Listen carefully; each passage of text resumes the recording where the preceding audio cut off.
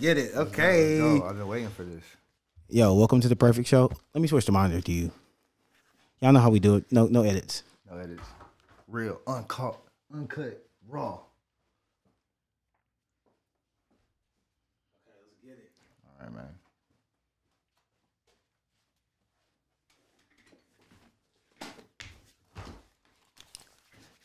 Okay, welcome to the perfect show. Got my boy KD in the house. You know. What's up? Oh, What's up? How y'all doing? My boy Brandon. It's been a pleasure to be in here. I'll be watching your shows, and I'm glad to be in here. I'm glad to sit down and have some fluid conversations with you, real talks, and just see where it takes us. hey, preach, man. Yo, and this man has sat through an hour worth of technical, we'll call it learning. Yeah, steps. I was gonna say learning. Yeah, because you learn from it, man. You know, hey, because one of these days, the same things are gonna happen, and you're gonna know what to do because we all helped you walk through it. Yes, because he came in as the guest and helped me set up. So shit. Hey, I made myself at home. True, no, true, and I appreciate that. But I think it's a nice segue because, out of your many talents, you do photography. Yeah, man. It's Atlanta, so you know you gotta be a multi money maker. You know, so that's one of the things that I picked up. I started, I'm gonna say, probably around like 2019. 2019, I got me a little Canon, a little tripod. Nice. And it's funny where just telling somebody you're a photographer takes you, or just having that in your bio, because taking pictures on an iPhone, no, like on your phone, is a skill that just some people really don't have. I don't like passing my phone to some of my friends because I know that when I get my phone back, I'm gonna be like, all right, appreciate it. Right. That's not going nowhere. I'm that guy, yo. My friends hate when I take pictures with a phone. I don't get it, but some people are like really good at iPhone pictures. Yeah. Like, what is the key? It's the angles, bro. It's all about the angles and the lighting. Some people really like, they be like, "Ooh, the sun's right here," so they want to take the picture with the sun in the. No, turn the other way. Let that sun hit them. Get down on your knees or squat. Like, if I hand you the phone and you're not willing to bend your knees and squat to get me from that lower angle, because that's the power stance right there. That's what they do. If you get True. it down, you're looking down at the camera, even if you're smaller. Like no offense. Yes, you. Right. Well, yeah, you know. Yeah, I would shoot you down. You know, maybe get your shoulders out. And I'm like, dang, bro, what you 6'2"? Right, big boy. Yeah. When you know it. Yeah. Okay. So yeah, it's the little things. Yo, it's funny because even what you said about the sun, like, if I could figure out how to understand light and how to take the picture, life would be so much better. Like, you know what I'm saying? Bro, so much better. Some people wanting to get into photography and want to buy a new camera. Just go to whoever your cell phone provider is and upgrade your phone, because some of these phone cameras are freaking crazy. As much as I'm an Apple dude, Galaxy has some crazy phones out there, and their cameras zooming into the freaking moon. Yeah, they be zooming in. Like, they'll get on like the telescope too, though. Like, they'll zoom into the telescope and you be seeing the craters, though. And I'm like, on a phone? So do you think iPhone has the best cameras or no? I think iPhone has the best picture, not the best camera. It's like what their picture looks like. Cause with the Galaxy phones, is their ambient lighting. It's like it's too saturated. It's not appealing, you know. And then so it's like when you transfer those iPhone pictures, that's why, you know, people on Snapchat and stuff, you can quickly tell who has an iPhone, who has an Android by looking at their story, because it just doesn't transfer over well. So I think iPhone has a better job of making like a better quality picture, but the camera that the Galaxies has are a better camera. I can't say that.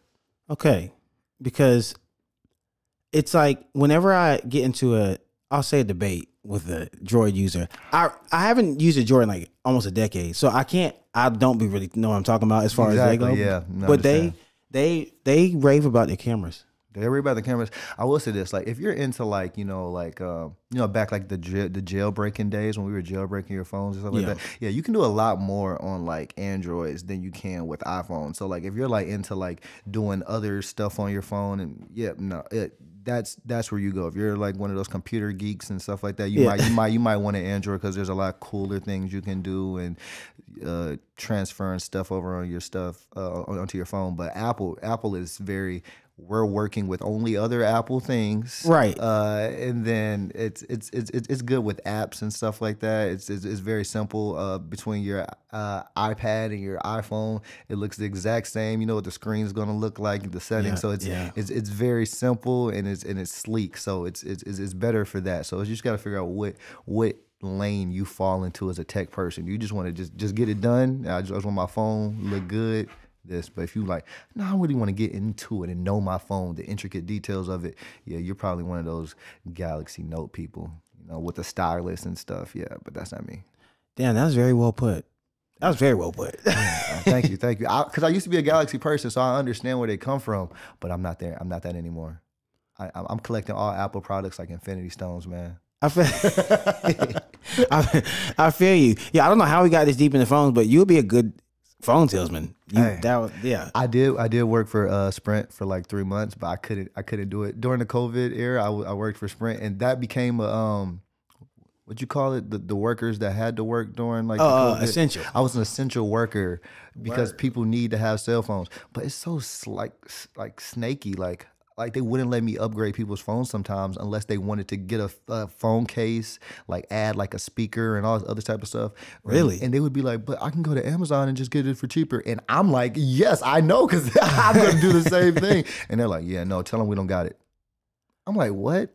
It's so snaky. Sometimes how it is being a salesman. And so I'll be hearing that when I talk to people and they're like, oh yeah, I got the screen protector. And they make people put screen protectors on payment plans. It's like a $40 screen protector. And it's like, oh yeah, you just pay $4 for it. Why am I paying $4 a month for a screen protector? If you don't just buy that thing straight out for $20 off of Amazon and just go on about your life. But no, that's the shicey stuff, man. I'm not gonna lie, my phone broke itself 2 months ago. It broke itself. I put it on the charger, woke up and it was overheated. Yeah. Dang. And so thank God I had Apple Care. Thank God. But when I got there, as you were saying that, I was like, damn. Because I definitely... They got you. They broke my screen. Yo, and they got my mom. I was hearing my mom about it. I was like, not my mama, you bastards. They must be stopped. Yo, I didn't know because they were like, yeah, it's like $3 a month. I'm like, yeah, that sounds... Yeah, I was like, okay, that's not bad. Cool, I just do it $3. But no, just buy the thing straight up, man. They're eating off the interest. They're eating off of it. Wow, I didn't even... You see...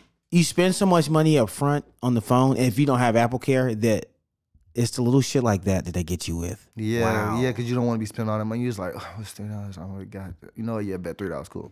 And then you look up, and it's a month later, you got more money in your pocket. Like, why is my phone bill so high? Oh, because you're still paying for all these other little things that you could have been paid off. Hey, look, $1 million worth of game for free. Word to Gilly. Yo, wow. Okay. So, outside of phones. That's a crazy segue. How's life? I haven't seen you in the flesh in like 3 years. It's good, bro, you know? It's crazy. Life be going so fast. You look up, it's been 3 years since you've seen somebody. Yeah. That COVID era was so long. But yeah, life is good, man. With all this crazy stuff going on, you know, you just got to be thankful to be alive and up and breathing. So, you know, I can't complain too much. It could be better, but, you know, I'm always striving to be better. So that just lets me know I'm headed in the right direction. Okay. Damn. Yo, if you got a publicist, that motherfucker need a raise. Yo, he does not, bro. I do not have one, but hey, I might. Yo, so we can get straight into it. Man, let's get straight into it, man. What we getting into? I'm ready to get into it. So, what's the battery percentage at before we have to switch out? Because we're at 24. We're at Kobe. 24. Okay. What do you think? What's up with about 12?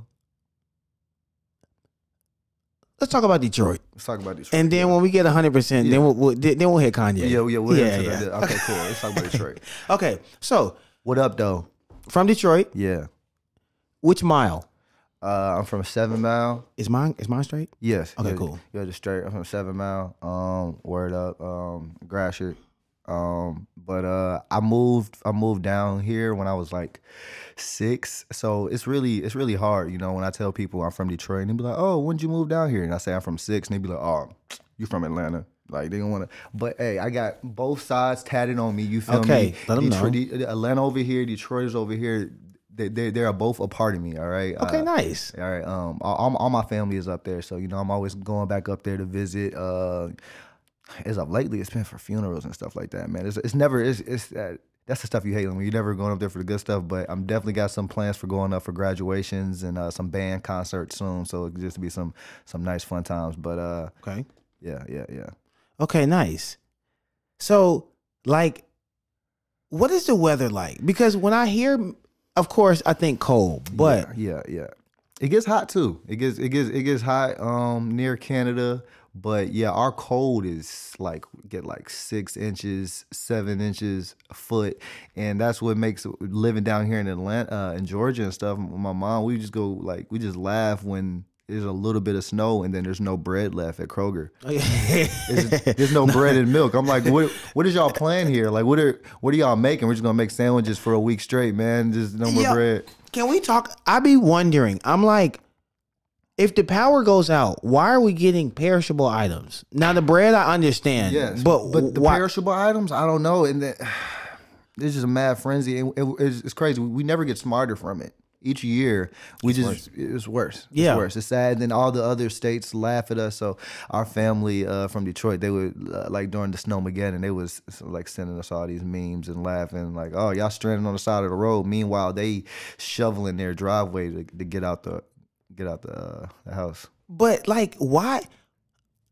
Why though? Like, Why is it so cold, or why are we so bad at dealing with cold here? Like, to me, I'm like, okay. People drive the same cars in the South that they do in the North, that they do in the Midwest. And so I'm like, why is it that in Detroit, if it snows 8 inches, y'all can just plow and everyone can drive safely? Or can everyone not drive safely? Because it's like down here, 8 inches, like you said. I always say that Atlanta drivers all drive collectively like they're 15 minutes late. And that never changes. That never changes with the weather. They don't know how to adjust to the climate, and that's one thing too. Like I know from being up there, and my mother teaching me how to drive.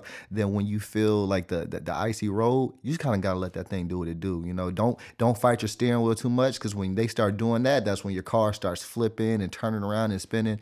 But the Atlanta drivers, they don't know that, because they're Danica Patrick out there, you know, Dale Earnhardt. Hey, they driving around. Shout out Danica. Shout out Danica. So only people. Is she still only with the other girls out there? You know, no. Once she got with GoDaddy.com, I felt like it was no longer about the racing. No. Yeah. But I do remember her winning races.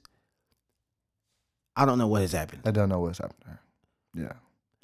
What's up? Bubba Wallace. I should have said Bubba. Yes. And that's the black one, right? Yeah, but yeah. Black man, yes. If I'm not mistaken, Michael Jordan's his. Yes, yeah. He's sponsored by Jordan. Yeah, of course. There's a black guy in NASCAR. He's sponsored by Jordan. gotta keep us together. Oh yeah, yeah. Stay strong. Yeah, had to make it black. Okay, what we at? I just want to check. 14. You wanna? Let's just switch it out. Switch it out. Okay, nice. A good start. Yeah, that was a good. Okay, a good start. Okay, get comfortable. Yeah. And now we got the settings. Okay, what am I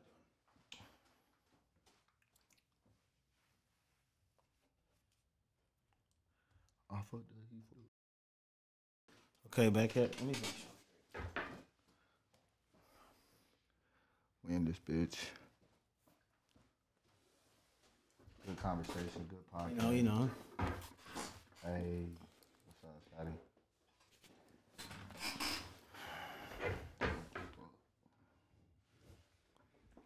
All right.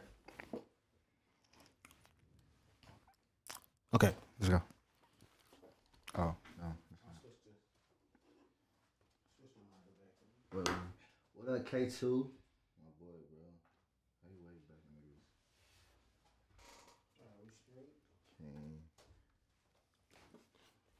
You straight? We're straight. Beanie straight. You look good.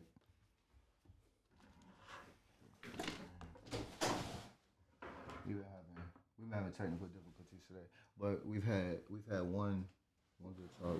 We got some good shit we finna get into. Okay, let's get it. Okay, back at it. Oh man, KD. Okay, so to the topic at hand. Bruh. The last about month has been, I'd say, for black culture in general, and just for young, we'll say millennials. For a young black millennial, the last month has been eye-opening.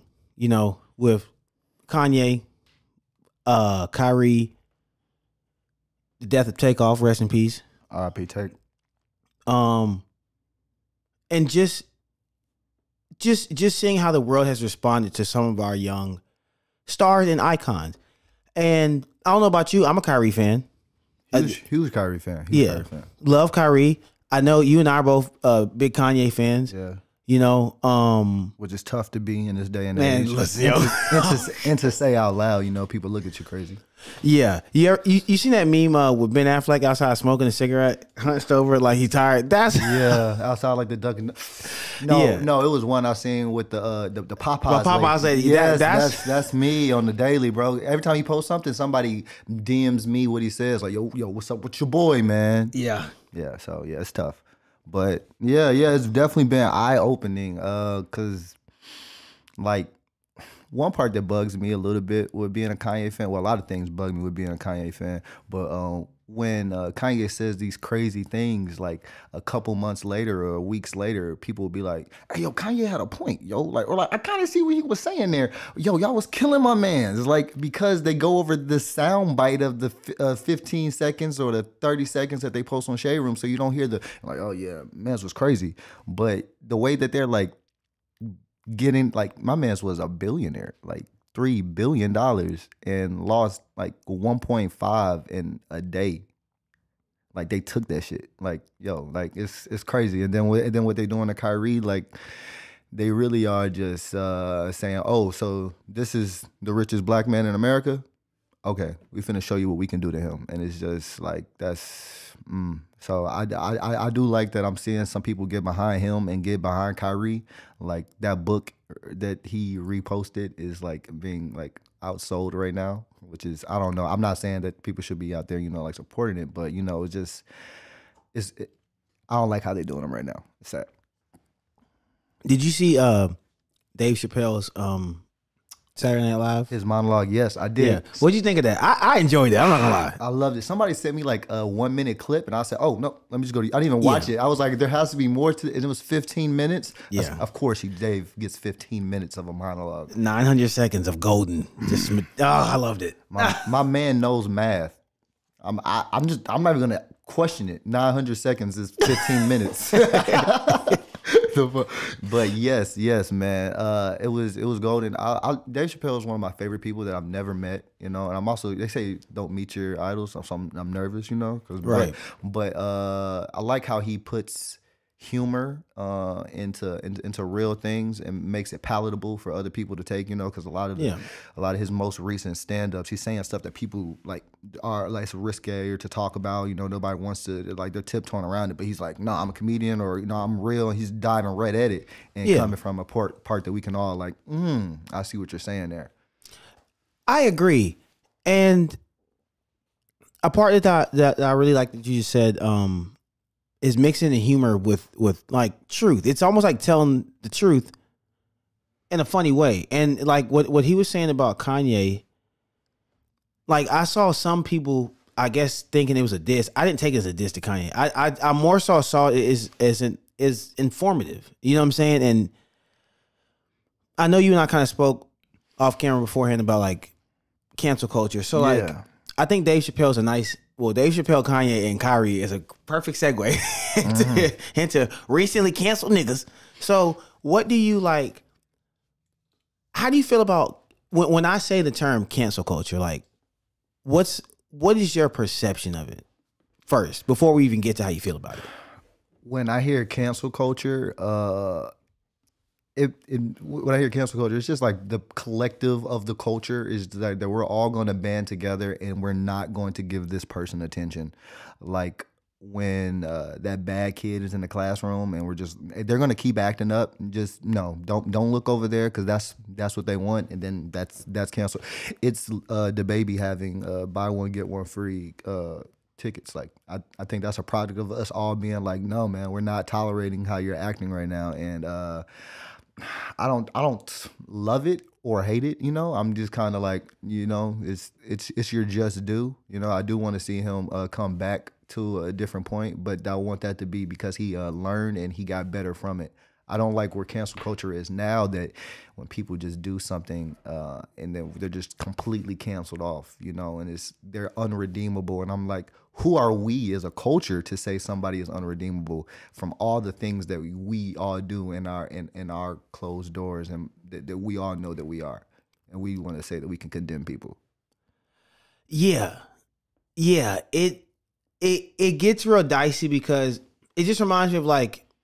And this has nothing to do with religion, but just like in the Bible, like when Jesus is like, "Hey, man," he without, when they're about to stone him, and he was like, "I will, whichever one of you motherfuckers hadn't sinned first, y'all can be the first nigga to throw a stone." Yeah, essentially. Yeah, and so it's like, I agree, man. I think that's where we are in society, where it's like, all right, like you can cancel somebody if you want, but if we find out what you're doing, like you said, behind closed doors, will you end up getting canceled yourself? And chances are, in a lot of cases, the answer probably is yes. They will. Yeah. Like right now, like I'm, I want to be an actor. I'm trying to, like get myself out there with that. I have an old Twitter I do not know the password to, and it scares me. I have no idea what 15-year-old me was saying. That he was wild, I'm like an iPhone. I've upgraded 7 times since then, but people I like that. Hey, I like that. Y'all can use that. But where I'm at now, I can be condemned for the things that my iPhone 2 did. And I'm like, but I'm on my 14. I got 4 cameras. Nah, man. But you had that home button. You bring it up, so it's real sticky there, Yeah. And when you said that, I'm glad we're having this conversation because recently, 2 thoughts. I had a conversation with, I posted last week. Y'all should go check it out. Where we kind of started talking about just the Kyrie thing. But that was more so initial reaction. Cause at this point, the conversation was 2 weeks ago, so we were kind of more so fresh, hot off it, emotional. But now today, here we are, like I said, about 2 weeks later. Mm-hmm. And my stance has somewhat changed when it comes to like canceling people, because I share your sentiment in the sense of like, I don't like the thought of canceling people, but then I had to look at my own life.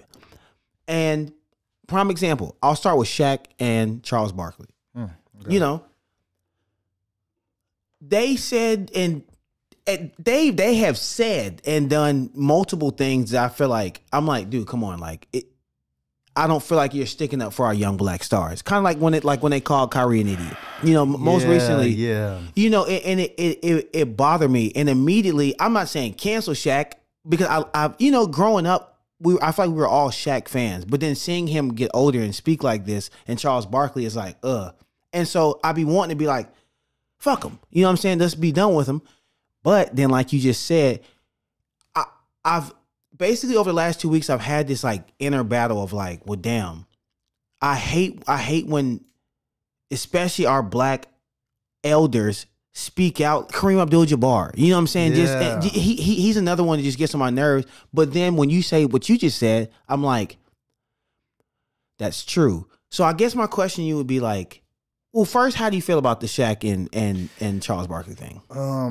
I hate like how you said too, like when the older generation talks down on us, because it's like dang, like we are following in your footsteps type deal, so we want that gratification, or like that we know that you support us type deal. Yeah. And then when it's not, it's like, dang, it's like if the people who I'm following ain't doing it, then it's like, all right, cool. So then now you just don't listen to them and you don't value their opinion, but you still want to be able to value their opinion because, you know, like they know what they know. So now their opinion gets diminished, you know. So I do hate how like Charles Barkley says what he says sometimes because it just makes it sound uneducated. Like, because he just, it's just plain, like, say a better reason why for what Kyrie did was not smart, you know, but just to call him dumb, just stupid. No, that's an educated black man right there, you know. So you're taking him down right there. So now I don't want to listen to you. But in the same stone, like, love Kyrie.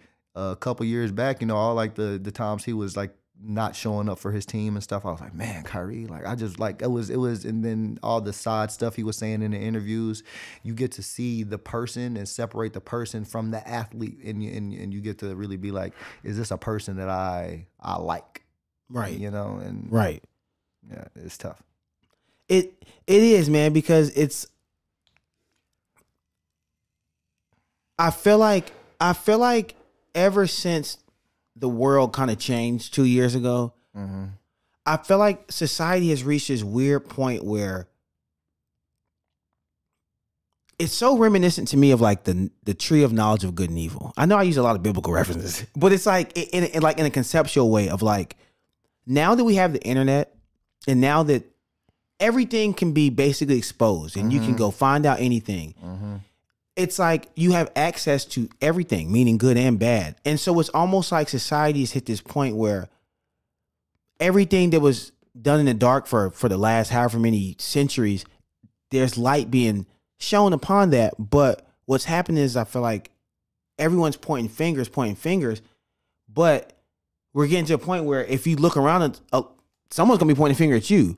And so it's like, how do we handle as a society moving forward? Like, in your opinion, like, how do we handle people that do things and say things that are like, whoa, you know what I'm saying? Like, how? Man, we got to stop being so sensitive. It stops with that, you know, like growing up in Georgia and growing up around, you know, like Confederate flags in front yards where they're openly racist. You know, I don't know what it was like in North Carolina, you know, so I know what racism is, you know, and I know what, you know, like they're gonna hide it, but like you can hear the racial undertones and like, oh nah, yeah, that person's racist. And then I can hear ignorance, and then I'm like, all right, no, that's just a dumb white person. Like, they're not racist, they just for not know what they say, or not, like they're just, you know, sounding ignorant. And a lot of that I'm hearing, I'm like, dang, it's sad to see, you know, even for me, the white people who can say one thing and then they ruin their lives, you know. And then in the same stone, this happened with black people, you know, they do one thing and now they're being condemned. And I'm like, where does it stop? You know, we just are being so overly sensitive. And a lot of the situations where a white person might do something that was bad, there's a lot of black people in the comments who are just like, they're like, no, they're just stupid. And like, we don't think that they're racist, but because there's this urgency to make sure that everybody feels protected and nobody feels, you know, that person has to be canceled. They have to lose their job. They have to lose all accreditation that they have. And I'm like, dang, just like that. I mean, everybody that stormed the Capitol, yes, they deserve everything that happened to them. But you're a terrorist. You're a domestic terrorist. Fuckers. Yeah. But yeah, on the smaller scales, I'm like, dang, like it's really harsh. Yeah, man. It's rough because I was a history major in college. You know, I got my degree in history. I taught 8th grade history for a year, and my concentration was Civil War. Like, so, you know, racism and slavery is like, that's like what I'm passionate about. And I've had to like check myself recently. Like, it's crazy how the Kanye, Kyrie, all this stuff has led me to like have to look at myself inwardly and be like, when it comes to like, especially white historical figures, you know what I'm saying? Like Thomas Jefferson, for example, just somebody like that, or Andrew Jackson, you know what I'm saying? Just, it's so hard because we don't have the access to their lives like we do now. And I'm gonna be honest, recently I've thought to myself, I'm like, everybody in my eyes who owned a slave, I'm like, fuck them, cancel them, evil forever. But I've had to ask myself the question lately, perhaps what if there were some white men who owned slaves just because it was part of the culture and they were really kind to them, you know what I'm saying, and really had no ill will. I've had to ask myself, and I don't want to ask myself that question because I'm like, fuck it, they own slaves, they're racist. Yeah. But you know, when you bring up stuff like you did about 10 minutes ago, just saying like, you know, we can't just cancel everybody. It makes me look back into history just as a history lover and be like, fuck, you know?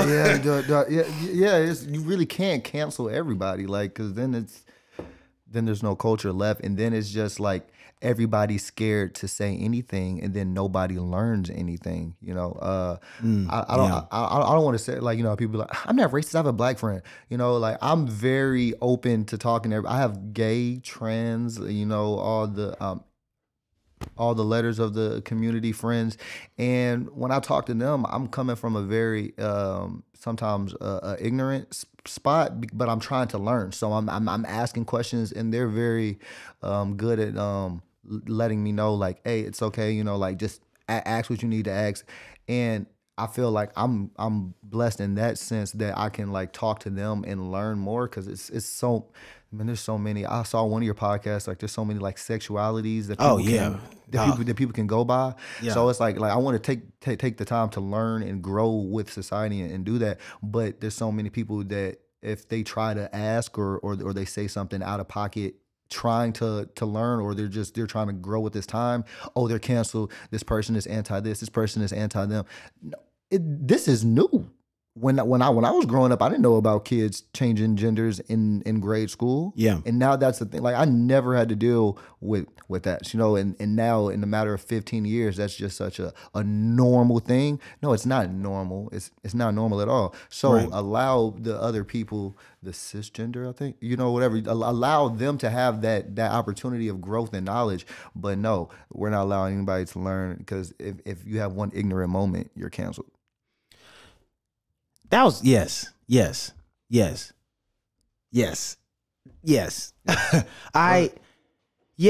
It's like learning. That's the biggest loser in all of this cancel culture, is the ability to learn. Mm-hmm. And it's like, whenever I think about cancel culture, I always think about like a blanket, like this analogy of like a blanket. Like, it's almost like once you say certain words, or like once you just do something, like you said, that's, you may have an ignorant moment. Mm-hmm. If there are just certain triggers that it's like, whether it be a word or just certain, there's just so many things that if you say or do, and it can come from, like you said, a place of ignorance, and from an individual who may be willing to learn, mm-hmm. but in that moment, it's just like the trigger gets hit, you put the blanket over that person, and it's like you get on Twitter and you see you click on that person's name and you see something, but you see that blanket word, you see that blanket action, and it's like, oh, that, you know, it's over. Yeah. Like a white girl could be getting into an argument with a black girl who has no racial, and then just out of nowhere, she was like, I don't black, and then just say black, yo, kill, beat, yo, get her out of here. Yeah. Just like, but she didn't even say the N-word, just like, freaking black girl, like, just what you call me, like, and now it's racially motivated, and it's so deep. I'm like, man, it's crazy. Yeah, Question: how do you feel about being called, or like when white people are talking and they say African American over black? Like, what would you rather hear? Wow, this is very interesting you asked that, because from a historical standpoint, thank you. This is a question that has bothered me for years, and this is answered prayer. Let me tell you my answer, damn it. Please, okay. please. So, I think it goes to a bigger ignorance from the general public, which is understood because the education system is weak in this country. But it's like, first off, just to throw this out there, I feel like there are a lot more people who are native to America, aka Native Americans, than is advertised. Way more. Mm. And then even with that said, like, I think that leads to the whole misconception of African Americans. Because if you really think about an African American, that means that they have to have someone in their blood from Africa and from America. Asante. You know Asante. Yes. His dad is from Ghana. You can see it in his skin. His mom is from North Carolina. That is African That American. is African American. Somebody like me, I look at myself. I don't know my ancestral history, but I look at my red undertones. I know that a lot of my family, great grandparents and stuff are from North Carolina, and I know that North Carolina is known for a lot of heavy Native American population. And so when I hear the term African American, to me, it's just like I don't call me. I don't know if I'm African American. Exactly. It's just a quick box to just brown skin, African American. Yeah. You know, just like I could be Jamaican, you know, I could have been, we don't know because our heritage and it just has been lost, you know, we were stolen, you know, so it's hard where so many other races, they can easily, you know, track where they are. And then I think that's where like they have that more sense of pride, you know, in them. But black people, we're just all just lumped together. So when I hear African American, I'm just like, I might be African American, I don't know, or you know. But then when you hear Africans, you know, how they talk about Americans, we're not African at all. So, and I feel that like Asante, prime example. You know, his dad knows he's from Ghana because he's from Ghana. You know, and if one day I feel like I pop up and I'm trying to, I don't know where in Africa I'm from, because also Africa's a whole continent. Huge. So let's just say I want to claim Ghana. If Asante and his Ghanaian relatives feel away, I would get it, because it's like I'm taking a stab in the dark here, essentially. Yeah. Like you were alluding to. So yeah, you got me going now. Yeah. So for that, I want to just, to the white people watching this, just say black. I'm not trying to speak for all black people, but I'm pretty sure we're okay with being called black. Like, it's that, because to sound African American, it's almost cringy. It sounds like you're trying too hard to be PC, because I feel like when you're not around a black person, you don't say African American. Like when you're with your family and your friends, whatever, you're like, yeah, so this black girl at my job, you're not saying this African American girl at my job. So don't say it now. Like that, I only hear African American if I'm like filling out something at the freaking doctor's office. Like, but so to hear African American, like, you're forcing it.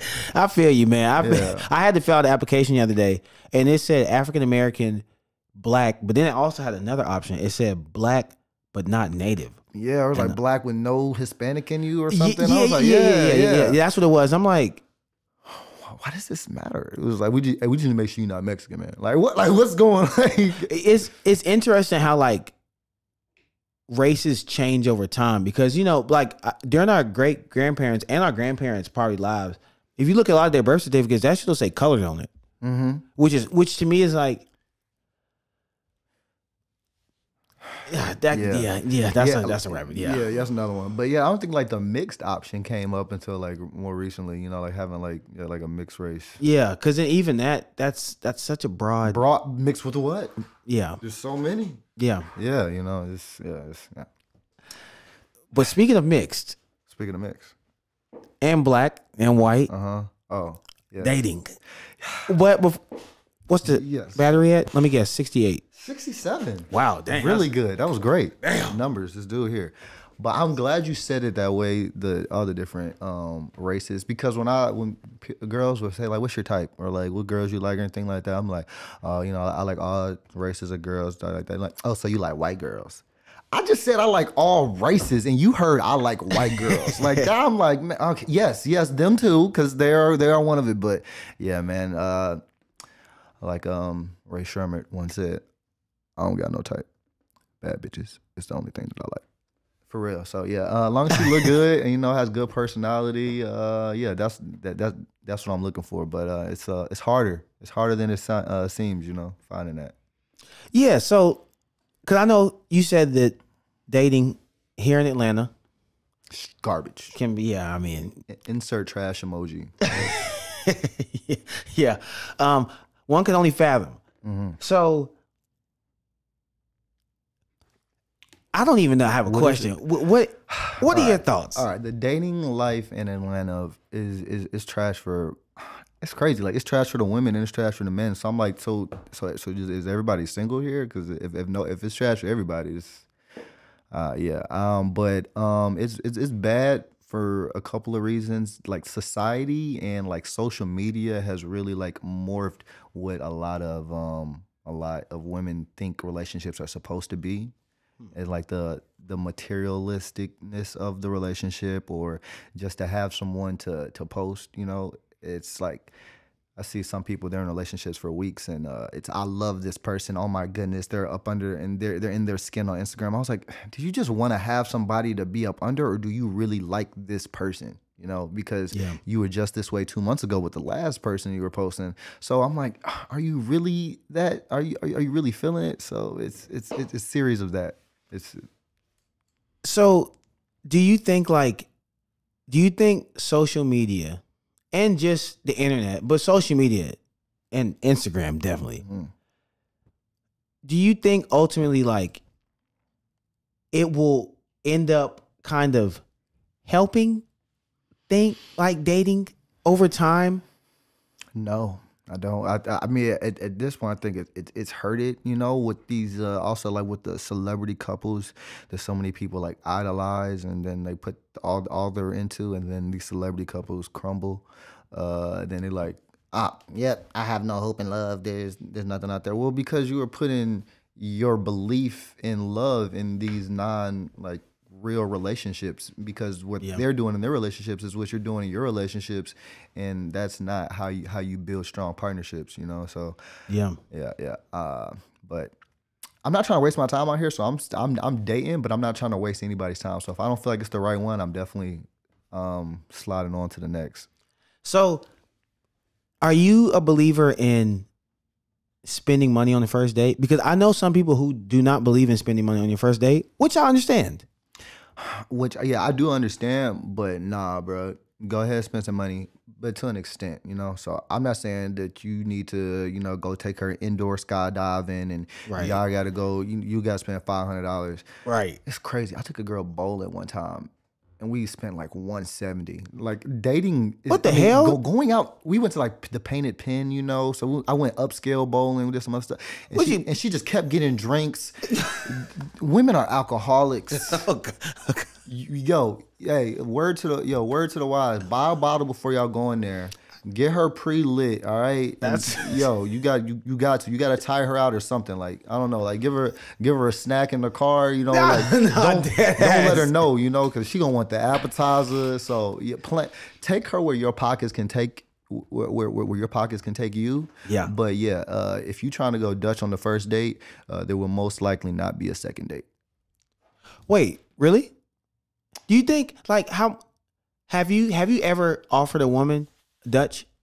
Dutch is when you split it, right? Yeah, I think it's when you split it or when the girl pays. One or the other one. But I think it's split. I think Dutch is split. Oh, okay. Fuck it, whatever. And we talking split. Okay. Has a girl offered? Has girl has offered? Yes, she's offered. But sometimes you know how like when it's like, I don't want any help. You want some help? It's like that's kind of how I'm feeling. Like when she's offering to split, I'm like, I think this is a trick. If I accept this, like, nah, right? You know, so yeah, they do offer, but I generally don't accept it. Damn. But I do accept it later on down the line. Like if we are, you know, so I do appreciate that. I've had a lot of, there are some girls out there that do like spending money on dudes. So so there's those, yeah. Yeah. But on the first date, let that be you, bro. Let that be you. You gotta go first date. Okay, because that would be an interesting scenario, yo. If a woman offers to pay and a dude accepts, like I wonder. I feel you though. I don't think I'd ever have the gahungas for that. I don't think to let her. To accept a date that she was paying for. Like a first date. Oh, the first date? Like a first date. I don't think I could ever let a woman. Nah, yeah, man. Cause just know that like she's gonna tell her homegirls about that. And if she was okay with it, once they're done talking to her, she's not gonna be okay with it. Girl, you did what? Leave him. He broke. Nah. And you gonna be thinking, yeah, you gonna talk to your homies, yeah, man, she paid, man, it was all sweet. No, it wasn't, bro. It wasn't. Yeah, you're never seeing her again. So have you? Damn, man. Now I got hella questions. So, what is the? what is the best first date you ever been on? You don't have to give me names or anything, but just like, what would you do? Because some dudes get mad creative with the shit. Bro, yeah, man, it's really tough.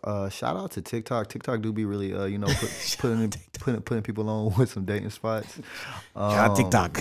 Yo, I say the best first date we went to like a little arcade place. I think it's forget what it's called, but it's like a Dave and Buster's type deal. But it's in Atlanta, like in Midtown. Oh, Slingshot. Oh, yeah. I work there. Yeah. Crazy. I worked at 97. Hey, come see a little plug. Oh, you talking about the trap? Yeah, I'll be there. Yeah, I worked there. Yeah. Yeah. Okay, nice. Went there. Cool little spot. Yeah. Went there. And then we went to the movies, and then we came back to the crib. And what was really funny, I'm not gonna put nothing out there, but she was really fighting back on, giving it up on the first night. I know that's a conversation that was going around. Like, do you not, like do it on the first night? Man, yo, do whatever.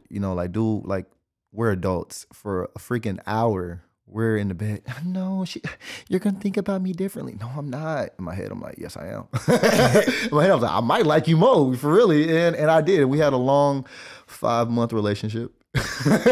Okay. So I mean, but me and her doing it on the first night, that wasn't what drew it off, and it actually made me want to stick around with her. Okay, so what's your longest relationship ever? If you don't mind me asking. A year. Okay. But that was a long time ago, and I think I was like 18 to 19. So I almost really don't even count that relationship because it's right. It's like what are you on now? So all my relationships now have been like 5 month, 4 month. Okay. Yeah, and I say I have a superpower of knowing when the girl isn't right for me.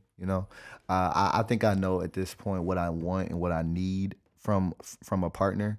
Okay. And like I said, I don't want to waste my time or hers. So once I realize, it's the little things sometimes. It's how you might react to a certain situation, or how I see that like you're handling your money or how you're treating people and things like that. I'm like, all right, it might not be a problem now, but down the line, this is going to fester into something that I don't think that we can really build on. You are definitely a wifey, but I'm not your hubby, so, and that's why I be having to cut some of these girls out.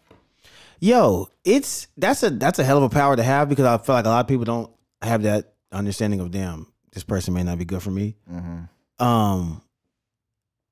So do you see yourself, I know you mentioned the term serial dater earlier. Mm-hmm, yeah. So like, do you think you could because a year, and you said you don't even really count that. Like, do you see yourself, I don't even want to use the term settling down. Yeah, I felt like that's what it was going to be. Yeah, but it felt like a better term. Do I see myself settling down?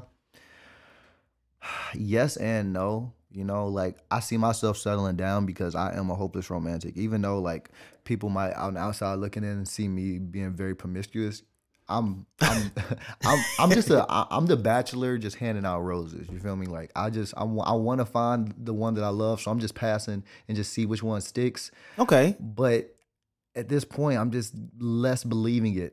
Each and more rose, I'm just like, I don't know, man, and I'm just shooting shots in the dark. But I know I want to have kids. I know I want to be a father. So I know that one part is going to have to happen. I don't know if the other part is going to happen. So yeah. So what's the biggest, like, right now for you personally? Like, what's the biggest roadblock in the way that you found so far? And just not speaking for all women, just in the women you've experienced, like, what do you think the biggest roadblock is that's keeping you from like, or maybe you just haven't found the one you like? I would say two. I'll say there's two roadblocks. Patience from women. Some women really lack the patience. There's this one girl who, if she would act right, I would stop texting every girl on my phone right now. Word. For real. But she told me, and I respect her honesty. She was like, she's still working on her. She's trying to, build herself up and stuff like that. And so am I. And she doesn't want to be with. And a position with somebody like that right now. She needs someone more established and ready to support her. And I'm like, that's real. I can feel that. But I promise you, when I get on, I will never spin a block for you, you know? Because it's like, you know, like, so there's the lack of patience stage for, because there's some dudes out who aren't doing anything and they're just lazy and be like, dang girl, you can't stay down for me. No, I ain't saying stay down for that dude, but there's dudes who are they're just stuck in ruts and they're trying to get out of situations, and girls ain't gonna get them a time of the day, and then that messes with that dude's, you know, ego and motive, so they're not putting themselves out there like that. So that's definitely one reason why it's really hard to settle down right now. Okay. Are you a fan of dating apps? Those are definitely good for hookups. I have not found any, you know, like good like dating from that, you know, like it's like Right. those relationships don't really turn into a lot. But, you know, I don't, you know, knock them. I hope that somebody finds love on it. I don't know how much I'm going to find love on it. Whenever I'm on a dating app, it's late at night. Okay, okay, that's true. People don't be on Bumble at 3 p.m. Yeah, man, just like at the park. Is she gonna be the one? Is she gonna be the one? Okay, nah, true. it's not. Yeah, no. It's late at night. I feel you, man.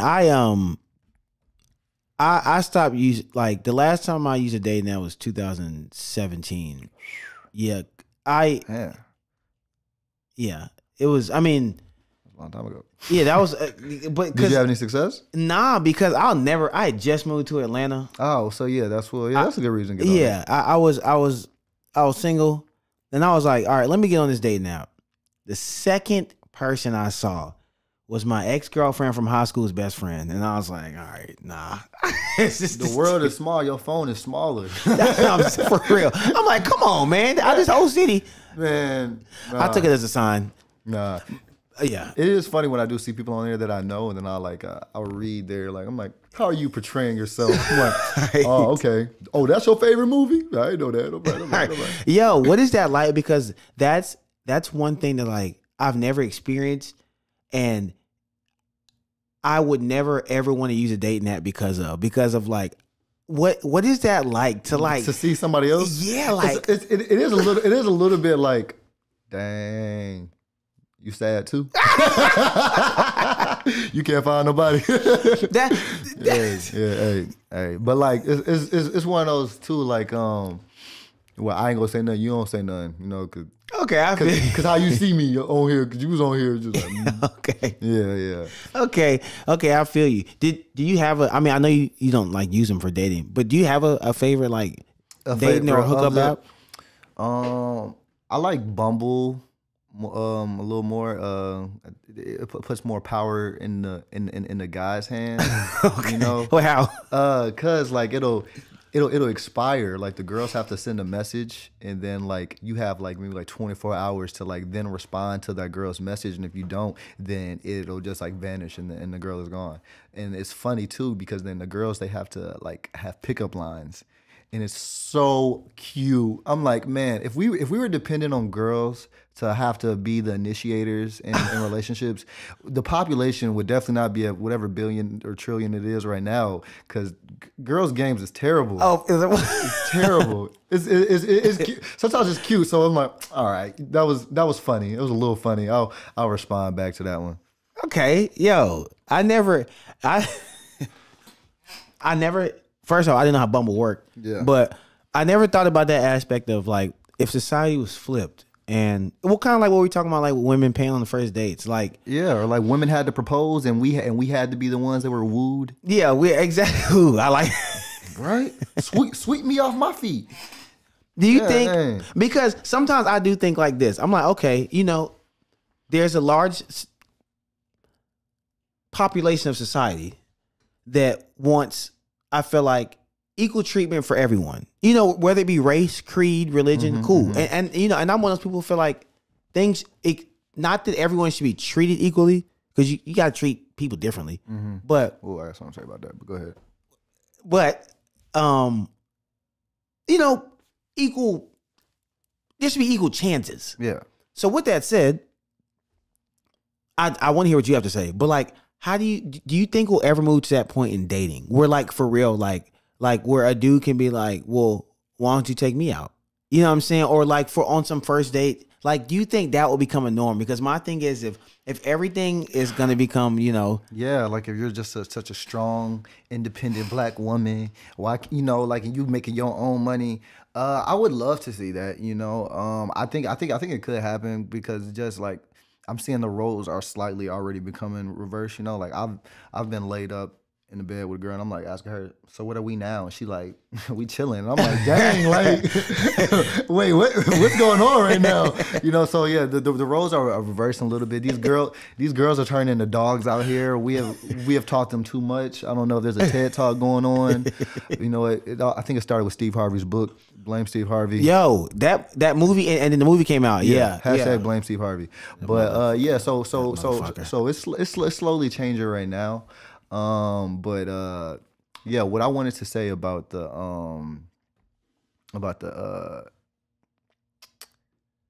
like, if everyone wants to be treated, treated equally, with like body counts and stuff like that. That's kind of what I wanted to say. Like, I feel like there's and then with just all of that, because like I say, like, if a guy has sex with like 15 people, all right, bro, yo, this what's up. If a girl has sex with 5 guys, it's a lot, So you're a numbers dude. If a girl loses her virginity at 17, and she's 27 and she has 15 partners, how many dudes does she sleep with a year? Each new person. 1.5.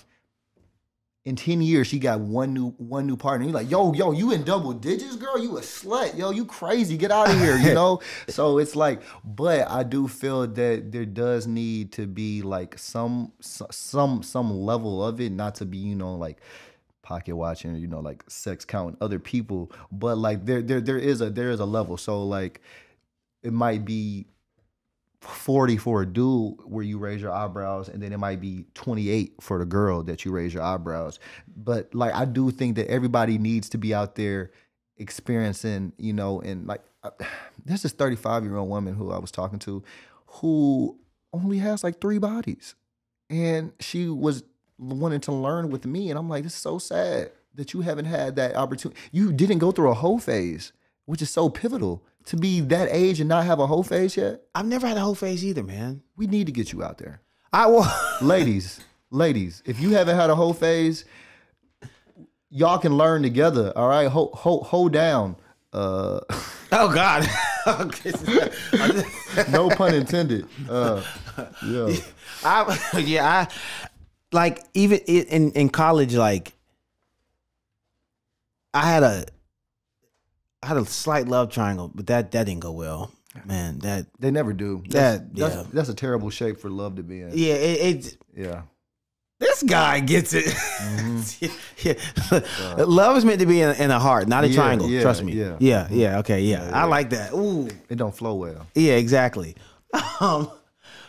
But because the whole face, like, because to me personally, it takes like a lot for me to have sex with a woman. Just because of like, I'm really like a kind of a emotional sap, like I like to snug and shit, I respect that. I respect that. And so a whole phase, like, I don't think I'm emotionally capable of it. Of being able to get emotionally available for each one to have that whole act. That would be a lot on your heart. Your heart would be confused. Like, I thought it was her. That's what I'm saying. You just told me last night it was her, but now it's her. Y'all be seeing a bunch of sad podcasts. I'll be confused. But I know some dudes who can handle it, which to me is like, I had homies in college.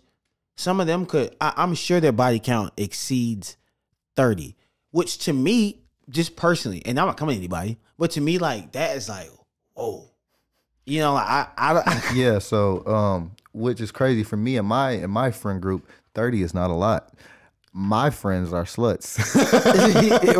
Yo, like really, like 3 digits, but the way they talk about it is so like, I'm like, wow, like, All right, now we have to be able to call dudes hoes. Yeah. Cause I do. Whenever they say it, I let them know. I'm like, oh yeah, no, you're a hoe. Like, cause you trying to be you're a hoe. Because if you were a girl and everybody wants to call a girl hoe. So no, you're a hoe. You my homie. You my hoe homie. You a hoe. It'd be like that. You can't spell homie without hoe. Do you think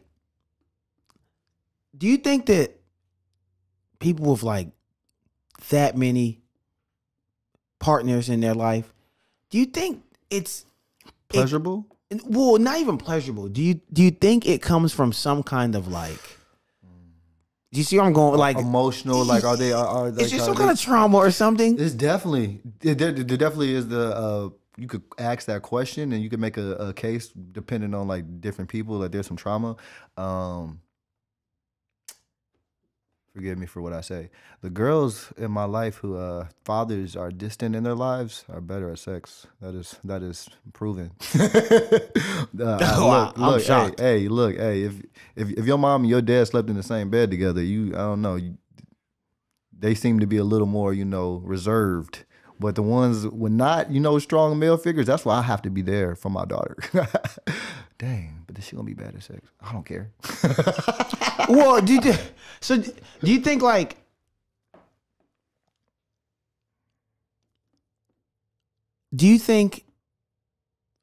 dating? Now that you said that, it just made me think about something. Like, do you think dating is at the place it's at because of, as we can see, like the lack of, well, the lack of like seeing it, like growing up, like knowing what a relationship needs to look like, like that. Yeah, I guess I would say, like, do you think the rise in divorce rates and just the more kind of like societal push, I don't want to say societal push, but somewhat societal push for just like independence, and you add that in with like, just especially in the Black community, as we can see the 2-parent household has dwindled over time. Mm-hmm. Do you think that has something to do with the state of dating, and not just the Black community, but just like period? Because you said you like all women. Yeah.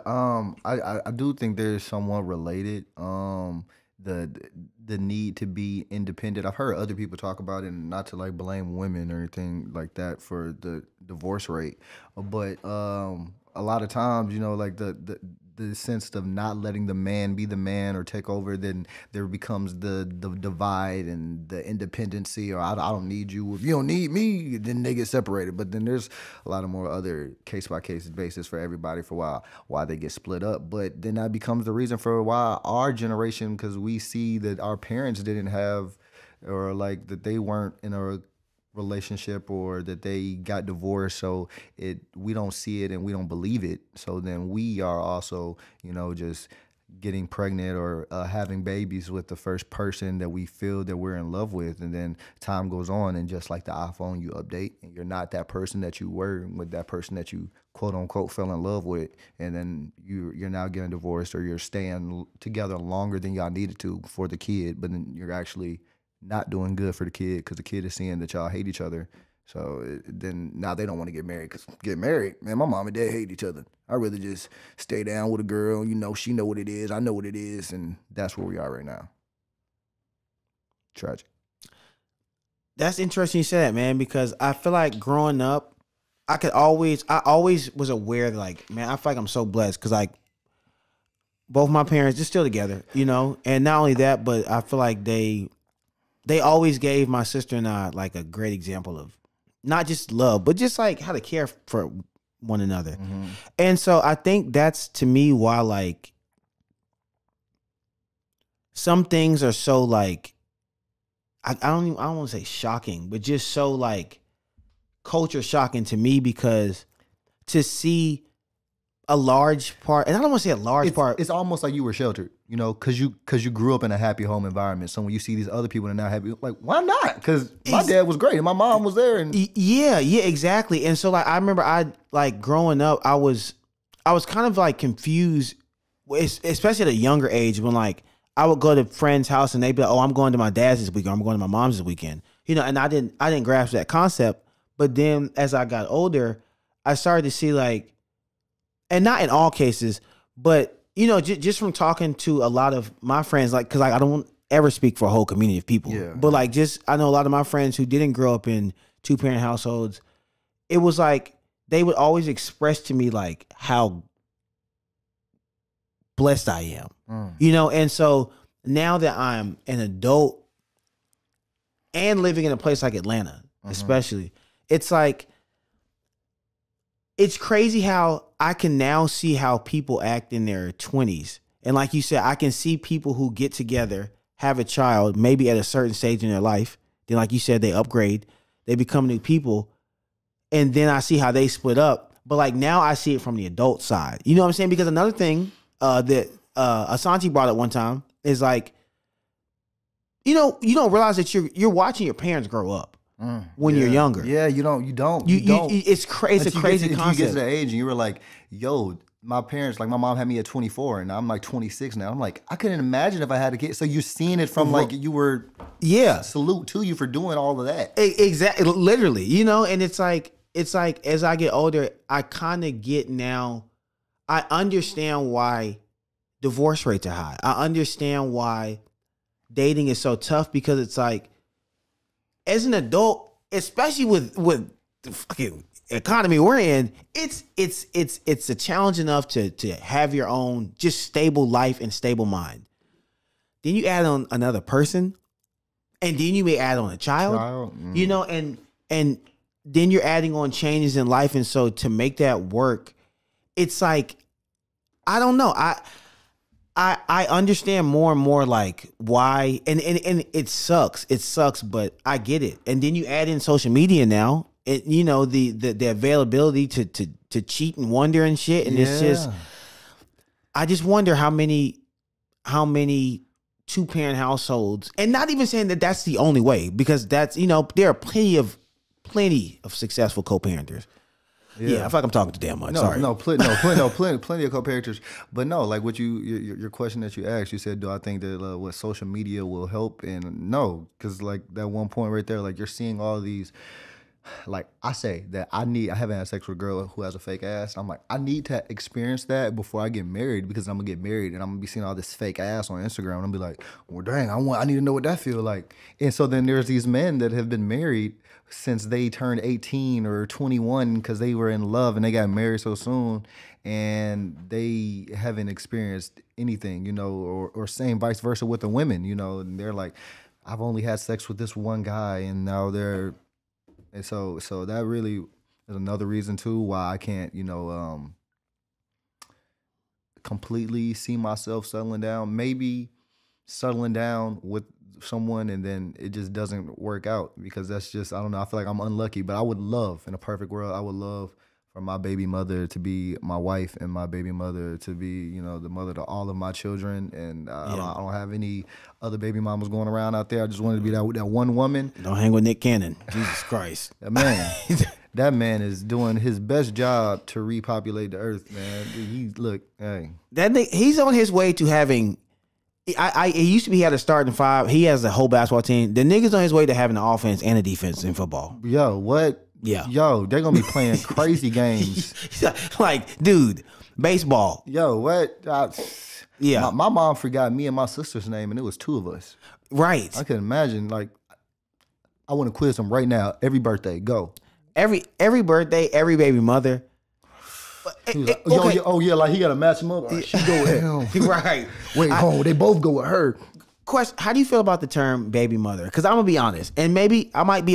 This is probably too woke and shit. Niggas have the ability to do that, but yeah, in this day and age, people be too woke. Yeah, and this is probably too woke. But I'm not gonna lie, the term baby mother and especially baby mama, it kind of bothers me. It is. I think Does it probably bother you because it's only like for black community? Because you don't hear it as much from the white community, like call my baby mama. Yeah, it has like a racial. It has a slight racial undertone. Like I said, I might be woke nigga right now. Yeah, I mean, I'm awake right now, but I had to like wake up a little more to see what you were saying right there, and I see it. But It's literal as hell, you know. That's my baby's mother. Yeah. So that's where it came from, and it was just it's obviously it had like we started that. Yeah. And I just don't think the rest of the other culturals like got behind it. So maybe that's what it is. So I think that's where you need to keep your woke self at. Is that because I hear some white people say it, but it's the white people who have black friends like, oh, that's just my baby mama, and they trying to act like us, but it's our term. Okay. Yeah. Kind of like nigga. Yes. Just like nigga. Question. Answer. Do you think black people should stop using the N word? You know, I'm really glad you asked that because I was having a talk about that. Like, I don't think black people should stop saying nigga. I do think that we need to stop using nigga the way we use nigga though. Like, I hate this. I hate when I see a woman, because we can't say female. You know, let's get back to that. But when you see a woman post, oh man, I hate these niggas, or a poster saying some girls do this and then some niggas do this. Why did the girl get to get called girl, but the guy got to get called nigga? You know. So it's like we're exclusively using nigga for black men, and then when we're doing it like that, it's really demeaning in a way, you know. But I'm not saying like yo, what up my nigga, or like man, niggas be tripping. Like, that's our word. I don't want us to ever not have our word because of what nigger or did to us, that we should be able to have our slang interpretation of that word and use it in a correct way. But to like use it as an attack word, I'm not for it. Just for how women aren't for using female as an attack word, which I had to be educated on. And I'm still say female, but it's the way you say female. It's when you say, man, these females be tripping. Wait, women do not like being called female. There's a lot of women that think that being called female is derogatory. Wait, there's a percentage of people that of women that don't like being called female? Bro, I got into like a good argument. Yes, like, really? Like we stopped talking for a minute because like, America speak. She was like, female is the same as being called a bitch. I was like, no, it is not. She was like, yes, it is. She said, because a dog can be a female, a squirrel can be a female. This could be. You're just diminishing me down to my reproductive organs.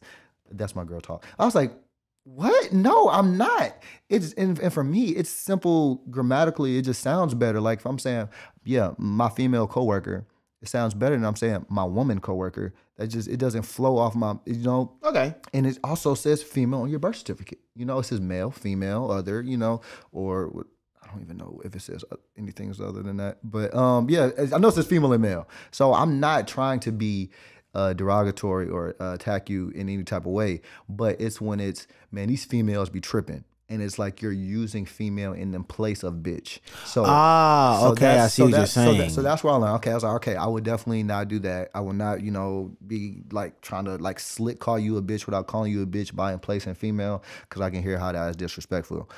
But while also saying that, I feel like we should also be able to call a woman a bitch if she is being a bitch. Because if this dude is being a bitch, I'm gonna call him a bitch. Like, bro, you being a bitch right now, bro. Or you bitching? You being a bitch. Why? Yo, you just call me a bitch? Yeah, because you're bitching right now. Like, you stop being a bitch. But I don't know. Maybe maybe that's a later. Yeah, I'm about to say we'll have to get to that one later. But hey, I don't know. Like, hey, equality. If you get to call me nigga, let me get to call you bitch. But but see, then it opens up the table for other races to do it. No, just like that. Okay, you know what? All right, you know what? Then let's not. All right, we won't get to say that, because my other analogy that I got to use to explain nigga to white people was, your girlfriend calls her friend a bitch, and they call each other bitch, and you never be like, why can't I call you bitch? So don't ask why you can't call me nigga. Okay. Because that's our word. You wouldn't think to use bitch in a playful way with your girl. Don't think to use nigga in a playful way with your homies. Okay. Okay. So for me to have that argument, dang, I can't have the other argument from me wanting to say bitch. So you know what? All right, I'm not gonna call y'all bitch, but I will say bitching. Can we say bitching? Like, you bitching? I feel like bitching's okay. Yeah. Say a woman's that bitching. might not go over well with it. Definitely might not. Well, I was gonna say with the male community. It's funny. It's funny how that won't. Right, it's like none of it probably goes over well with anybody. Yeah, right. It's tough, and then like it's also tough. Like in a platform like this where you thinking, it's like you want to say that like, no, I don't want people to think that I actually think that way. I was just like thinking out loud, and then it's like, nah, you cancel. Right. Well, to the word nigga, man, it's a constant debate because I'm like, I don't know. It's such a term of endearment for me at times. The way you can use it, you know, it's nigga's almost like chicken. You know, you can bake it so many damn ways. Man, what? Fry it. Bro, like what? Like my nigga, bro. Like when you hear that, it's cool. Technical difficulties. When you hear my nigga, like it's love, bro. Like you can tell in the tone of it, like that it could be different things. Like yeah, bro, like nigga. You call it in it.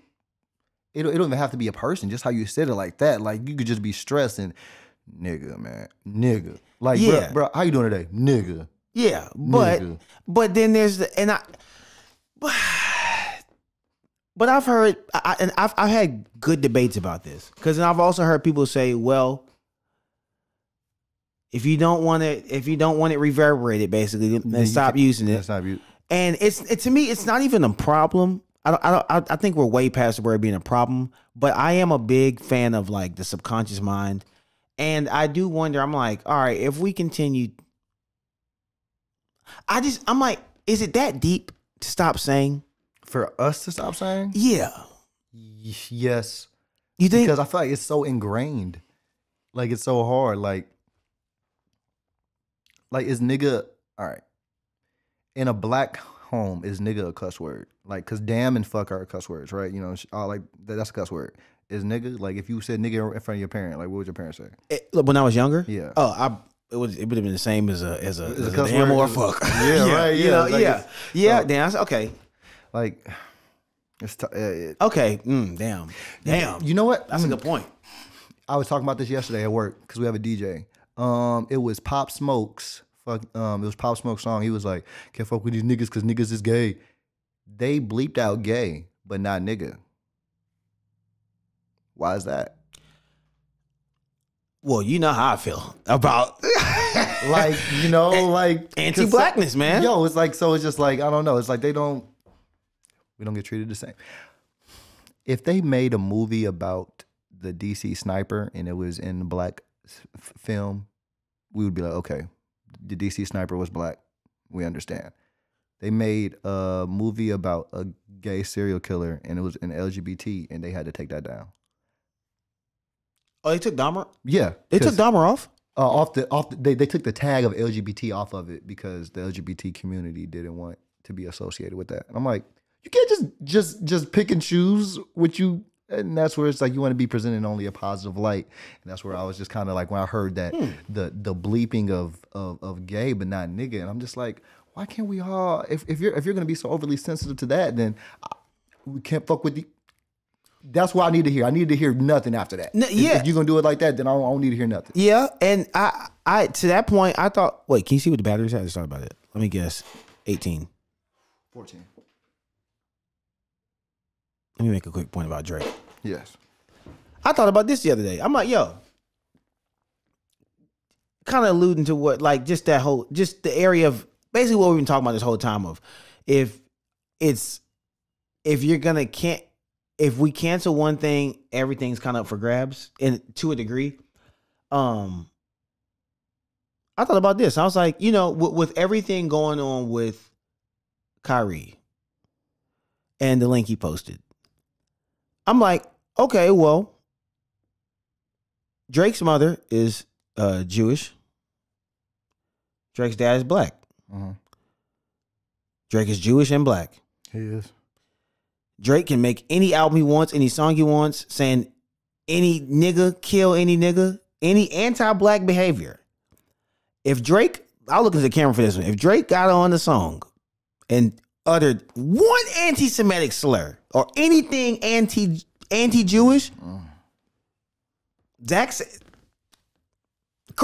crazy. And you know, I don't want any smoke. I'm just saying, it's that concept is wild. You have that is crazy because then it's like, oh, we got canceled him. He's like, but then he comes on, he's like, I'm Jewish, or like does he show his then it's like, oh, okay, well, never mind, you can say it. Then like, no. Exactly. Yeah, that's I do like that. That was a good point.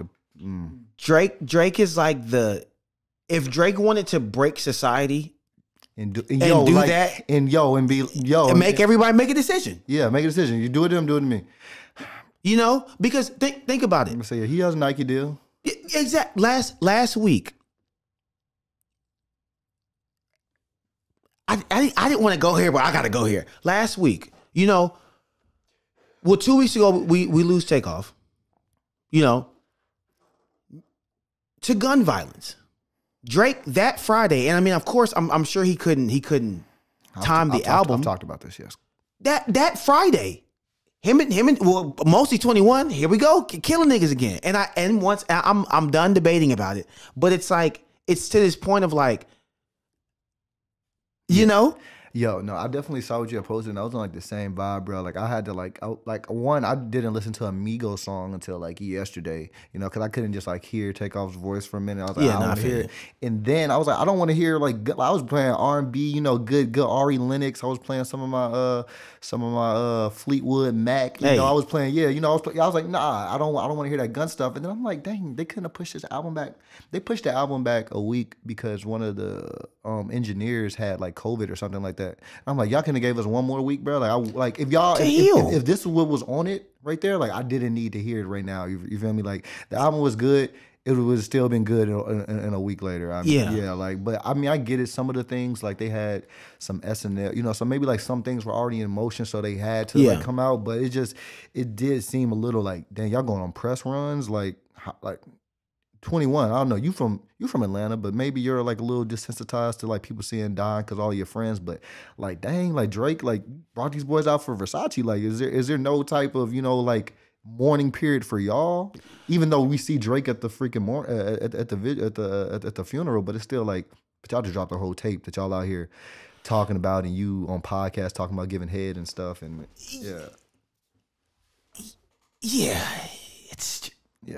poor taste. It's weird. It's a weird jumbo. Yeah. Still love you, Drake. Tape was good. I think 21 should got some more time on the tape. You know, I didn't hear 21 enough. I seen a post where it said Drake had twice as many words said as 21. God. Yeah, 42. I like that. Yeah, I was like, did you catch it? I had it. I really like 21 as a. Oh yeah, where we at? 8. Okay. I'll just say it's about 21 because I do feel like I be coming at 21, but it's like a brother. It's like I feel like that nigga's so talented. I love his flow. I just like. But y'all already know. He is so talented. My boy came from Murder Gang, you know, like from where he was at that into how he is rapping now. He's definitely got more lyrical, and he's gotten more like that boy did a song with Justin Bieber. You know, he's got some songs out there with Post Malone. So he's more versatile, and he's a very educated. You know, like hearing him speak and stuff like that. But still, at the same time, it's like he is trying to stop gun violence. I seen him saying that he was trying to stop gun violence. People stop shooting, and then somebody threw one of his lyrics at him. Yeah, it was like Splendid Block twice. Like, I'm trying to find somewhere to park. He's like, man, that's just lyrics, man. But you can't do both. Yeah, and I feel like what will it take for at some point? Because I feel like it's like 21, nigga, you can rap. Like 21 can rap. It's like, dog, you can't think about other shit. Yeah. I'm in Atlanta, so I just started rapping. It was so easy for me when I got in the studio to be like, yo, I got this gun and do like that. And I made a whole song, and I listened back to it. I'm like, I don't have no ops. I'm a likable guy. Yeah, really. Like, I don't know why I'm making music like this. So that song's probably never gonna be put out. And I worked on other projects that are more of what I listen to and introspective or like real thoughts. And I'm like, I know you can do that. Because 21, I be seeing you on your freaking Instagram story singing R&B. Like, I know you, I know you know some heartbreak. I know you could come up with some other things to talk about. I know you know some heartbreak. Yeah, I know you know some heartbreak. I know you do. He could be, ride waving it. Yeah. But yeah, all right. You want to change the battery? Yeah. Because I did want to get in on some more of the, because the Kanye, it was some points I didn't get to say. We weren't on Kanye as long. Let's get it, part 3. Part 3. Okay, so there was something you said you wanted to hit on. Yeah, with Dave's his SNL thing, you know, like I saw that Kanye, I don't know if it was truth that he like felt that he was that like Dave was like attacking him or that he was coming at him, and I'm like, and then also other people from what they took from that there were news sites posting that he was anti-Semitic, even though he opened up in his first lines where I am not anti-Semitic, and it's just like where the other part of it. Excuse me, I felt that thing coming through. I had to get it Evans. out. Sheesh. But no, like, oh, jeez, real man, there was some fire in that. But nah, like how I said, like you can't be ignorant or like say anything to learn. And I'm like, Dave slowly talks through his points to let you know where he comes from, and then what we can still derive from that and be like, oh yeah, he's anti-Semitic, or from his comedy sketches, and they're like he's talked long about how he was friends with this woman who was LGBT and had her open up for him and all this stuff. Said all of that, and then he's anti like the trans community. Where did y'all? Were you not listening? Like were you not listening at all? So that's what another part that bothers me. I'm like, don't y'all dare try to cancel my boy Dave, because he is us. Yeah, but they tried last year. They tried. You know, they might have a point. And you know why they didn't cancel him? Because it was enough of us that were like, no, what he was saying is not wrong. It was a big community of the LGBT and trans. They were like leading the movement to get Netflix to take his stuff down, or how are you working at Netflix and you're trans? And there were enough of the other people who were being like, all right, there is times where people are being prejudiced or they're being, intolerant of other people. This is not that time, so we're not going to give this the attention that you want, and we're not going to allow you to cancel this black man for just speaking his truth in a non-hurtful way. Yeah. It's not his fault that you felt hurt. So that is a lot part. Sometimes that like you do need to apologize for hurting people, but then sometimes people you felt that way where there was no need for you to feel that way, But so in those situations, how do you feel about if someone says something that may offend someone, but they didn't intend to offend someone? Do you think you should apologize for offending someone? Yes, you do need to apologize to offend someone. But for me, how I would do it and wording it, is I am sorry for offending you. I did not know that I did, and it is not, because then there's the people who they don't know how to apologize, and they're like, I'm sorry that you feel offended by what I said, and that's not apologizing, because that's not like you're not taking the ownership for saying for what you did that, even though you might not be sorry for your actions, you're sorry for what your actions did to make that person feel that way. So that's what I'm like, I'm sorry that my actions made you feel that way.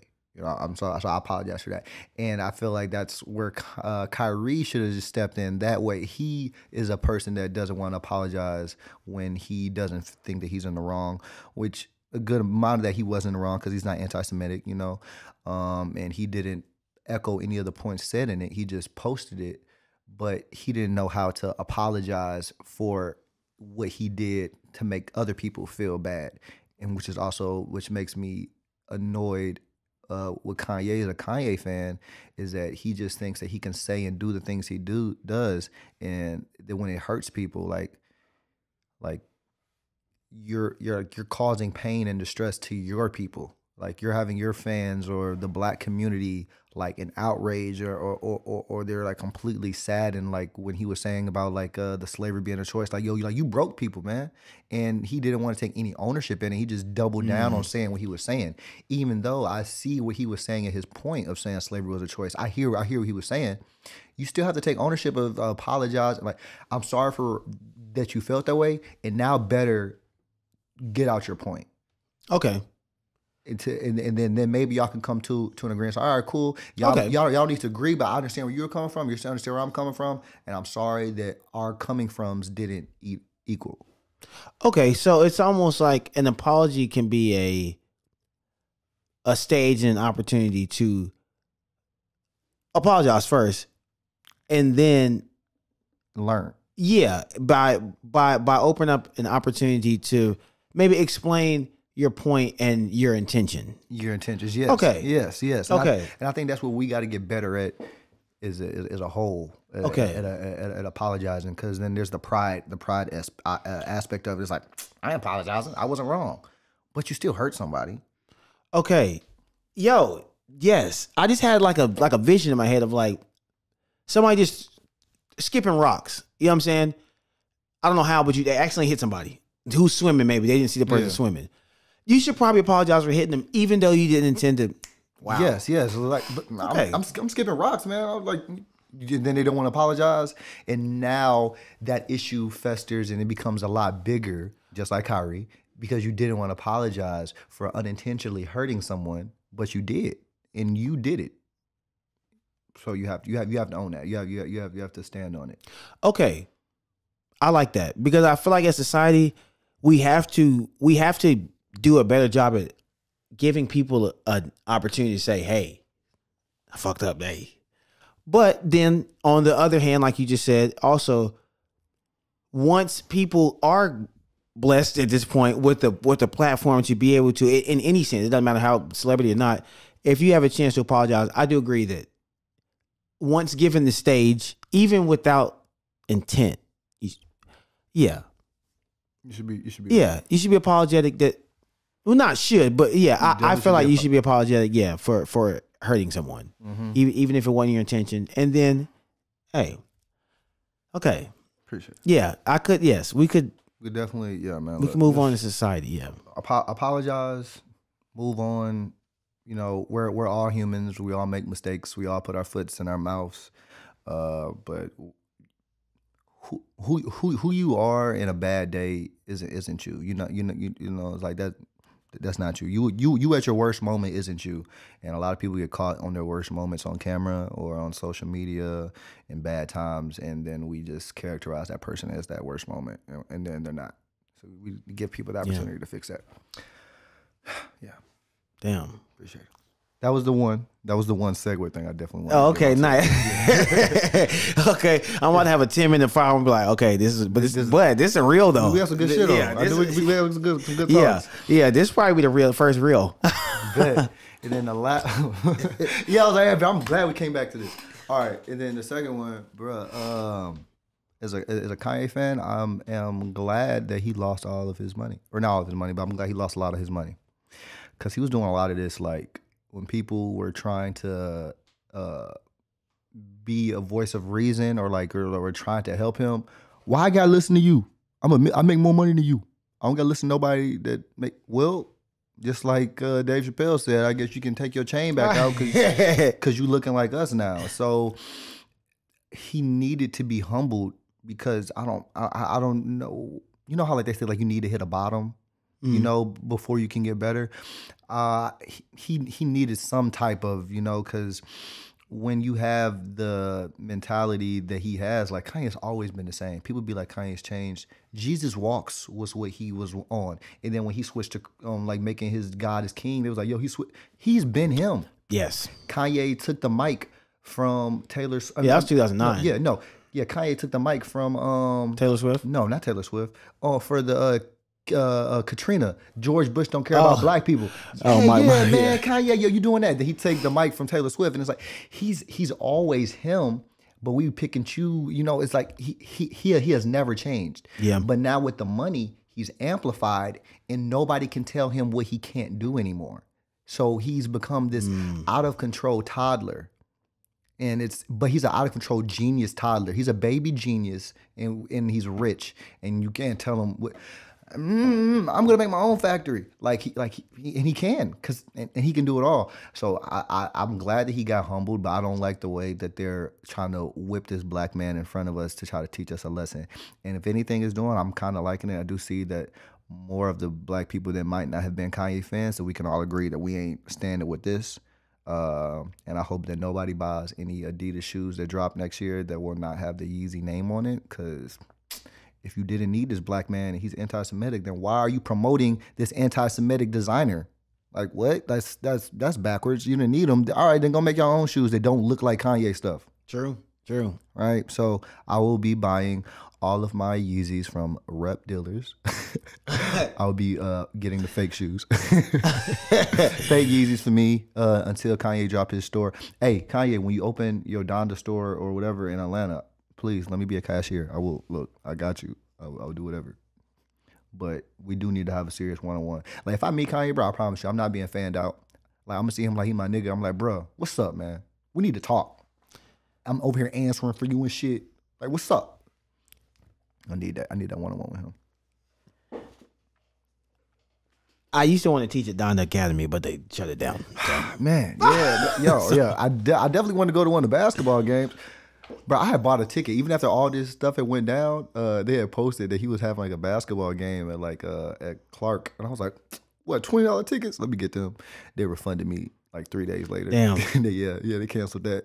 Damn. Yeah. Man, I think he'll end up bouncing back in some way though. You know, yeah. I always say like, niggas like Kanye the Baby, you know, I always say I'm rooting for them. You know, I don't agree with. I don't want to see no black man down. Yeah, because the Baby, he's, you know, I don't know. I like him. Like I don't like a lot of the shit he does, but like I see him. I'm like, I'm rooting for him. Like, just come on, please. The one for me that made me, I didn't like how he was doing his baby mama on the Instagram live. Yeah, well, that's what I'm saying. Like, I'm not here to defend any of his actions. Yeah, it's like it's his antics. So it's like.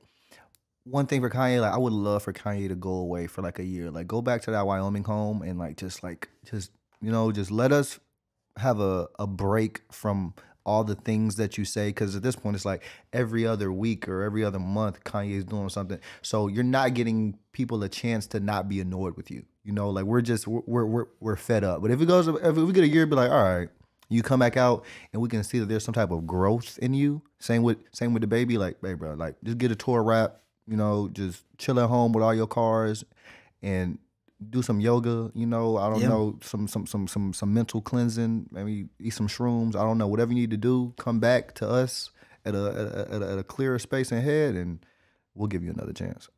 Yeah. So. See what Travis Scott doing.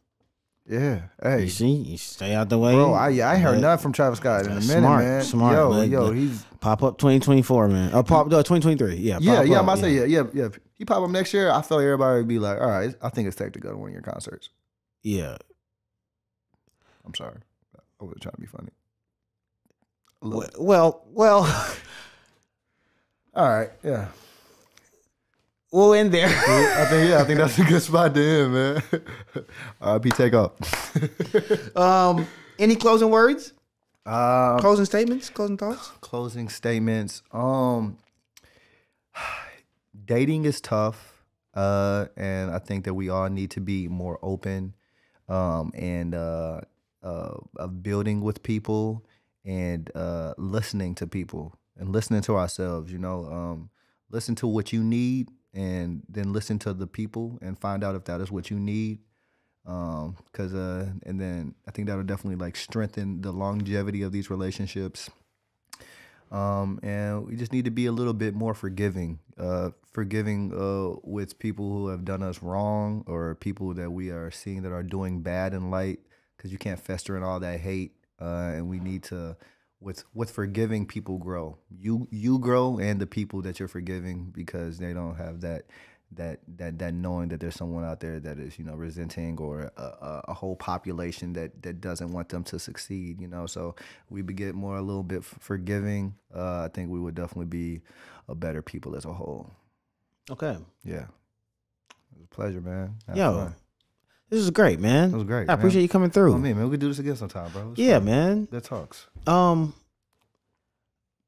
Closing statement. Hey, man, do before you die. It's not do or die, because we all die. Yes. So do it now, you know? You only get one life, or At least that's what I know. Yeah, at least that's what we know. This is what we know. We'll see. But while you're here, yeah, just do it. live it up, man. You outswam millions of sperm cells to get here. What? Slow ass sperm. Right. Look Don't at be me. no, exactly. No, They said I couldn't swim. Look at me. I'm here. Exactly. Still standing. I'm still strong. Let's get it. All right. My brother. Yeah. This is good, man. This is good. This is good. Fuck with it. Yeah, this is good.